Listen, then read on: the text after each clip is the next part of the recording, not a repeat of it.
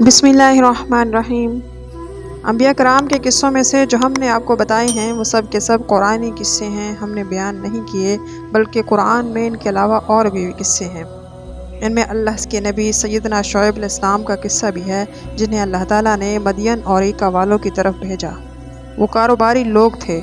وہ بحر احمر کے ساحل پر یمن، شام، مصر و عراق کے درمیان بڑی تجارتی شاہراہ پر تھے۔ وہ اللہ تعالیٰ کے ساتھ غیروں کو شریک ٹھہراتے، جیسا کہ ہر زمانے میں انبیاء کی امتوں نے کیا، بلکہ انہوں نے مزید یہ کیا کہ ناپ تول میں کمی کرتے اور خاص کر ناپ میں ڈنڈی مارتے۔ وہ قافلوں کو لوٹنے کے در پہ ہوتے، انہیں دھمکیاں دیتے، ڈراتے اور ملک میں دولت مندوں اور طاقتوروں کی طرح فساد پھیلاتے، جو نہ تو حساب و کتاب کی امید رکھتے نہ ہی عذاب سے ڈرتے۔ پھر اللہ تعالیٰ نے ان کی طرف اپنے رسول شعیب کو بھیجا۔ وہ انہیں دعوت دیتے اور انہیں انجام سے ڈراتے اور ان سے یہ کہتے، میری قوم، تم صرف اللہ کی عبادت کرو، اس کے سوا کوئی معبود نہیں، اور تم ناپ تول میں کمی مت کرو، میں تمہیں خیر سے غالی کی نظر سے دیکھتا ہوں، مجھے تمہارے بارے میں گھیر لینے والے دن کے عذاب کا اندیشہ ہے۔ اے میری قوم، ناپ تول کو انصاف کے ساتھ پورا کرو، لوگوں کو ان کی چیزیں کم نہ دیا کرو، زمین میں فسادی بن کر نہ رہو۔ وہ ان سے کھل کر بات کرتے اور ان کے دلوں کی گرہ کھولتے۔ وہ گرہ مال اور اس کی فراوانی کی محبت تھی۔ آپ علیہ السلام فرماتے، پورا ناپ تول کے بعد جو تمہارے لیے نفع آ جائے وہ تمہارے لیے بہت بہتر ہے، بنسبت اس کے کہ مال جو لوگوں سے ظلم اور خیانت کے ذریعے حاصل کیا ہو۔ اور جب تم اپنی زندگی اور لوگوں کی زندگی جنہوں نے مال و دولت جمع کیا ہو اس پر نگاہ ڈالو گے تو تمہیں معلوم ہو جائے گا جو انہوں نے ڈنڈی مار کر، کم تول کر، خیانت سے کمایا ہے، اس کا انجام نقصان ہے یا بگاڑ، مصیبت ہے یا چرا لیا جائے گا یا لوٹ لیا جائے گا، یا وہاں خرچ کیا جائے گا جہاں اللہ راضی نہ ہوگا، یا اس مال پر ایسے شخص کو مسلط کر دیا جائے جو اس سے کھیلے گا اور اسے ضائع کر دے گا، اور تھوڑا مال جو نفع دے اس زیادہ مال سے کہیں بہتر ہے جو فائدہ نہ دے۔ آپ علیہ السلام فرما دیجئے کہ ناپاک اور ناپاک برابر نہیں ہوتے، ناپاک کی کثرت آپ کو پسند ہی ہو، میری نصیحت تمہارے خالص اور مخلصانہ ہے تمہارے لیے، صرف ایک ہی اللہ تمہارا نگہبان ہے جو ان سے بھی نرمی، حکمت اور علم و بصیرت سے فرماتے، اللہ کا دیا جو بچ جائے وہ تمہاری اس حرام کی کمائی سے بہتر ہے۔ اگر تمہیں یقین آئے تو مان لو، اور میں تمہارے اوپر کوئی نگران نہیں ہوں۔ اور وہ مختلف انداز سے ان سے بات کرتے، طرح کے اسلوب اختیار کرتے، انہیں نصیحت کرتے، مہربان باپ دانشمند استاد کی طرح، اور کہتے،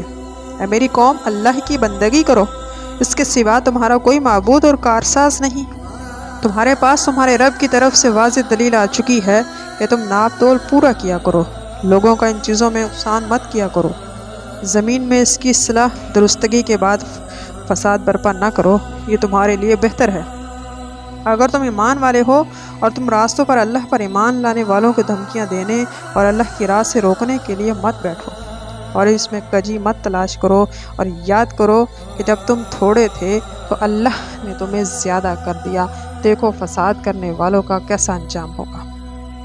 قوم کے ذہین لوگوں نے اس دعوت کی تفسیر اور